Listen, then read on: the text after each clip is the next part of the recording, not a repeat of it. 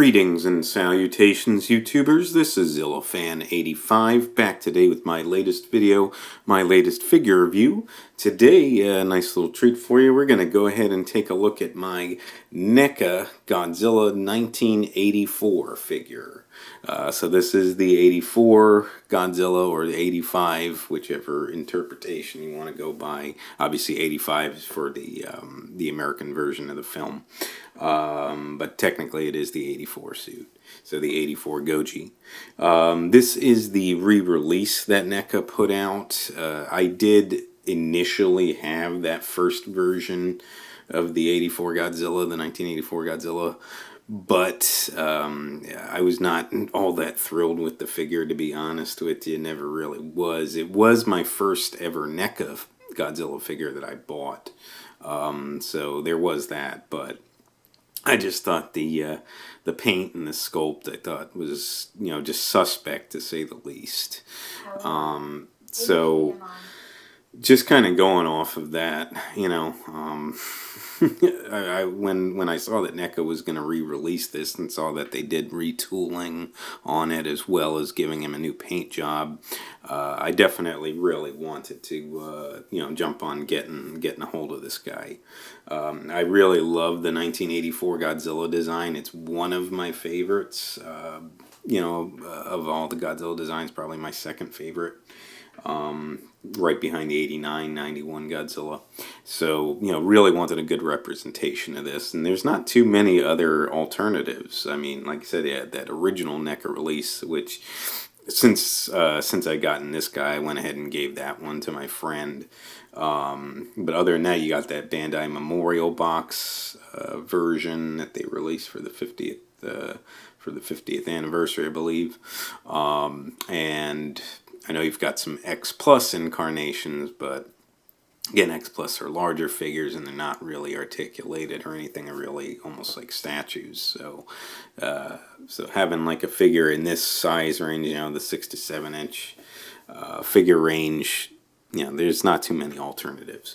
So anyway, though, folks, let's go ahead and let's jump into the figure review itself here. So we're going to go ahead, we're going to start with the paint and the detail.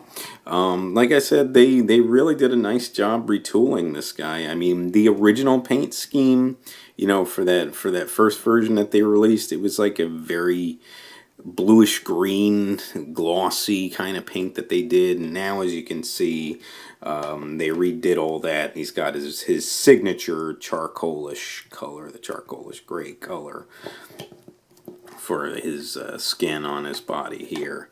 And it really looks good. Nice matte charcoal color.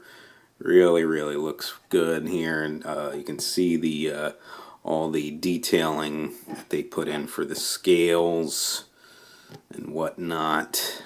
All the folds and flaps on his arm and his neck there, all that looks really, really good. Very, very bumpy. You know, definitely pretty happy with this overall. The NECA Godzilla figures to me are kind of hit and miss. You know, I for some reason they seem to do well with a lot of their other figure lines, you know, Ninja Turtles, their horror figures and whatnot, but I don't know, I always thought the Godzilla line was a little bit suspect. I mean, obviously now they lost the license, so they don't even produce these figures anymore, but still, though, nonetheless, I still think this was a pretty decent incarnation of the 84 Godzilla here. So you want to take a look at his face here. You can see the eyes, sort of that dark brown. The center of the eyes are white around that. And then almost like sort of like a black color for the pupil inside the brown. So you can see that. And that is pretty indicative of the 84 Godzilla design. You can see on both sides there. Hopefully the camera's picking that up decently enough anyway. So I think they did a pretty good job with that. You got the detailing there for the nostrils. You got the ears that protrude on the side of his head. Very indicative of the design. You got the rivets and the spines that start from the top of his head right there. Nicely detailed there. All those done in the charcoal color. You got the mouth, you got those two fangs, dragon teeth, if you will, that protrude out. You can see those, all the teeth done in this sort of off-white color. An off-white bone color. It looks pretty good. You got some contrast for like the gums there, like a peachish or pinkish color for the gums, and then you got the inside of the mouth. As best as I can kind of capture it there. You got the tongue done this sort of peachish, reddish color. You can see they added a little bit of gloss on it too to give it a little bit of a wet look. So I think that looks pretty good. Some pretty good detail work on the roof of the mouth as well, and that sort of off red color, if you will. So looks pretty good there. I got looking at the arms, the hands here. The hands were retooled as well, giving him a different sort of stance on the hands, if you will. The nails got this sort of dark tannish bone color done for the finger claws there. Again, the hands with that sort of wider open stance, which again was retooled from the initial design. So I think they captured it pretty good, and they also retooled the articulation on these, which we'll get to in just a bit. So again, you can see all the scales on the chest and abdomen area, running all the way down the legs here. You got the nice little bumps for the kneecaps there, and the folds on the skin here, indicative of Godzilla's design, captured on the legs. You got the again that dark tannish bone color for the toe claws there, as you guys can see. The NECA, even on this release too, does have that weird thing with like this toe claw here. If I can kind of point it out, it's a little bit longer for some reason. This one right there on both feet. I don't know why they did that. That's some kind of flaw, but still looks pretty good nonetheless. Here's the underside. You got some of the copyright information there on the undersides of the feet. You can see that with the Toho and the NECA trademark information, if the camera wants to pick it up.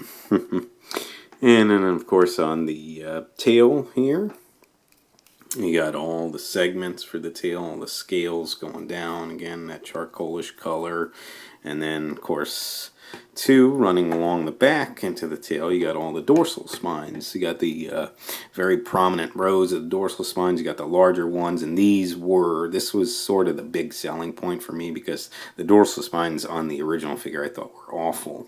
They were small, they were not well captured in my opinion, not well detailed. So they retooled these now. Now you got more of the signature in the center part of the spines, which sort of bleed out. You got the sort of, you got that more of that charcoalish color, and then it bleeds out into this sort of like a grayish bone color for the ends of the spines there. And it gives it a much more natural look. That's the way that it should look on him. So I really, really like that. Really, really nicely done the way they retooled, and they made them larger as well. So I think they did a much, much better job. The detailing here, as some other reviewers have also pointed out, like the spine there is a little bit different. The neck was retooled a little bit, the sculpt on it.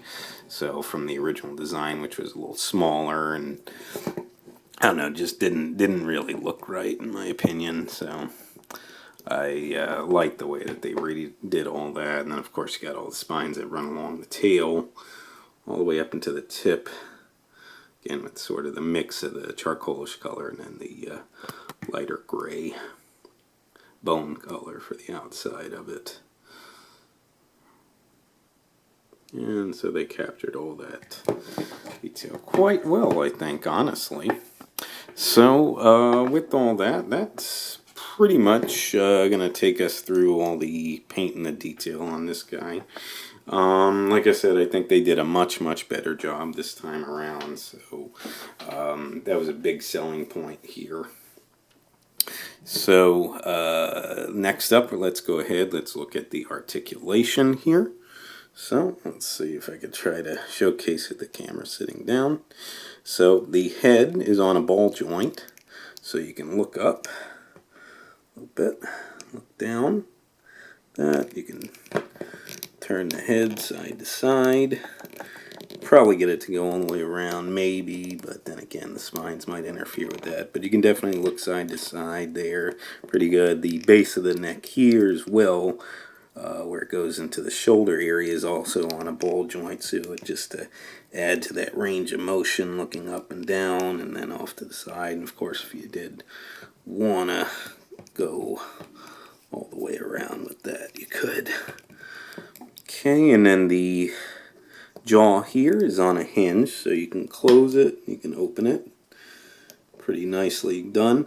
This is the one thing that I will say that NECA does better than SH Monster Arts, in my opinion, is using a hinge for the jaw. SH Monster Arts uses a ball joint, which adds a little range of motion, but to me it's kind of pointless range of motion, because all you really need to do is open and close it. You know, you don't want it like how sometimes it can get crooked because the ball joint, the joint gets off center and whatnot. I don't understand why Monster Arts does that. That's the one thing that I will say there for sure. So just kind of pointing it out as we're going along. But moving along here, so you got the arms meet the shoulders there. They're on a ball joint as well.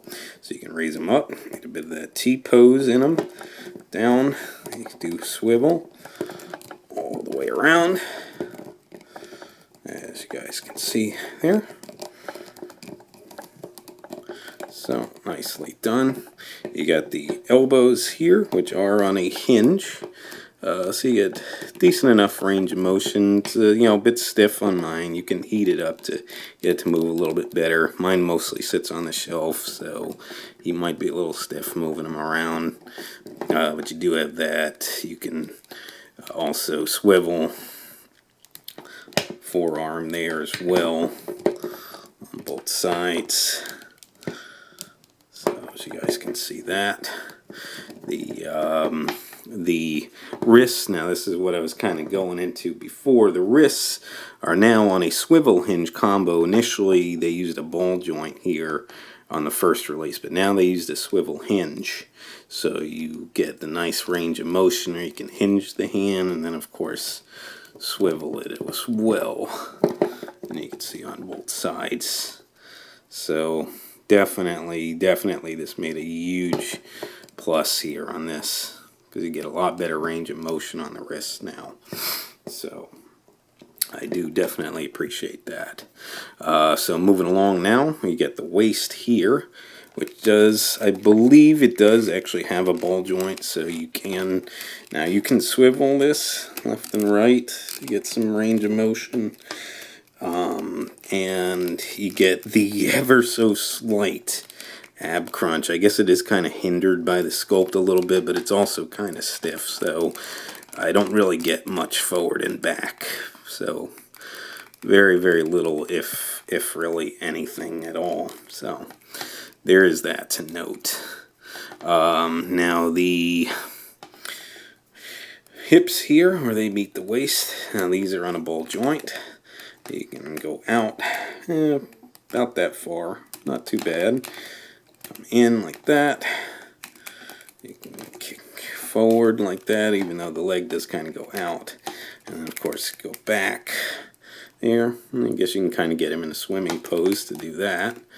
Now you have a hinge at the knee, which so you can get him to go back like that. If it was the joint was a little bit looser, you'd probably get it to go a little bit further than mine. So, but I can get it about that far. Come forward, and then on the ankles here, they are also, I believe, on a ball joint. So you get the hinge. You can rotate them as well if you wanted. They can get full rotation. rotation on those as well. Again, the hinge, and then of course you get a little bit of pivot, so a bit of ankle rocker there as well. Pretty nice on both sides there. So that's pretty good there. And now moving along to the tail. So the tail, there are several ball joints starting from where the tail meets the main part of the body here. You get, I believe there was 4 or 5 ball joints. 1, 2, 3. I believe, yeah, 4 or 5. So you can of course turn them and you get some range of motion out of them as well. And then from this part of the tail down, which is where when you get this, because this comes in those boxes that NECA started releasing for the Godzilla figures, like their Ultimate figures.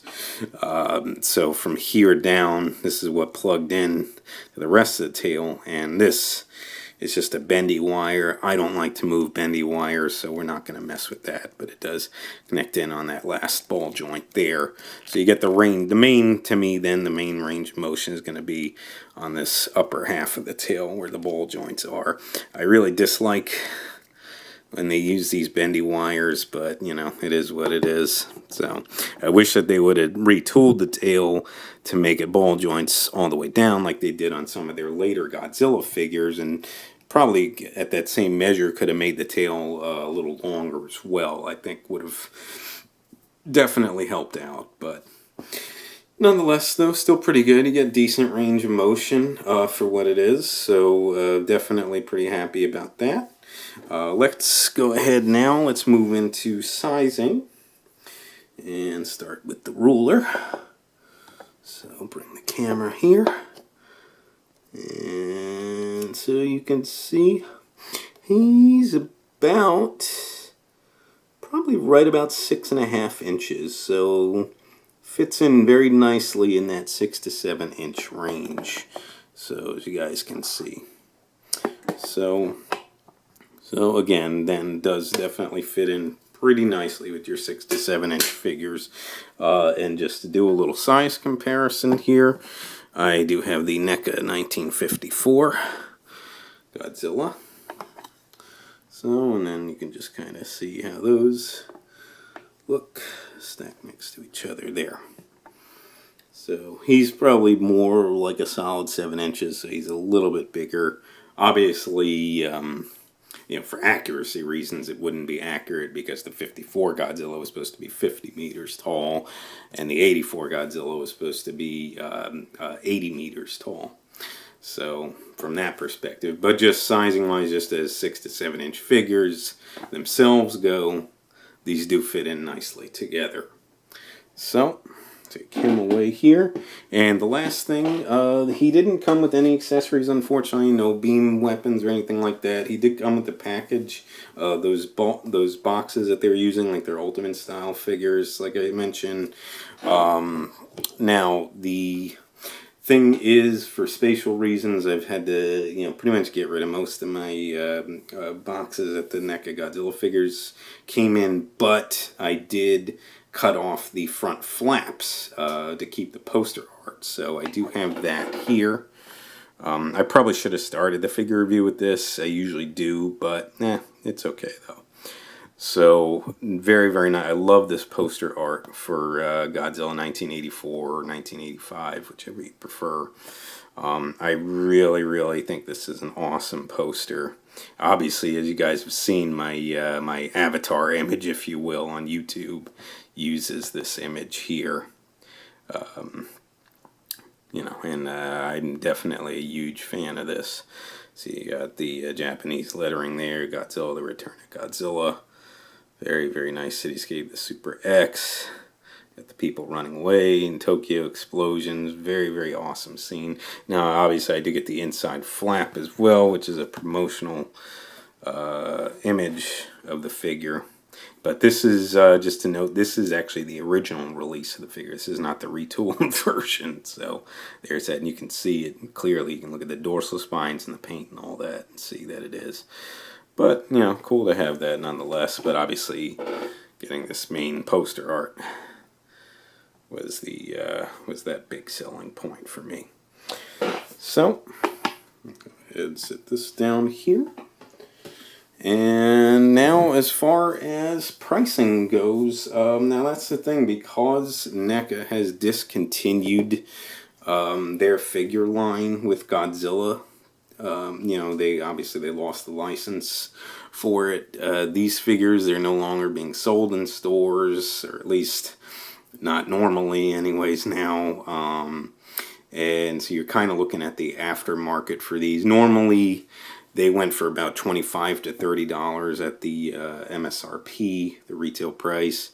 Nowadays, though, you're going to be looking at paying $50 or more if you want to get a hold of these NECA Godzilla figures, just because of the fact, like I said, that the line was discontinued. And, you know, so now they're becoming more and more rare. So there is that to note. But if you're understanding of that, and, you know, you want to add, you know, the 1984 Godzilla figure to your collection, I think NECA did do a really nice job with the version 2.0 here. I would say I would definitely, if I, you know, my personal opinion, I would certainly pass on the original release and go for the new release. It's a much more accurate, much better representation, again, in my opinion. But other than that, folks, I think that pretty much wraps it up for this video. I apologize as usual that I tend to ramble on, but I would like to thank you guys so much for watching. If you would like to subscribe, please feel free to do so. If you would like to like and or comment on any of my videos, please feel free to do so as well. And just remember, until next time, ladies and gentlemen, you be good to yourselves, and sayonara.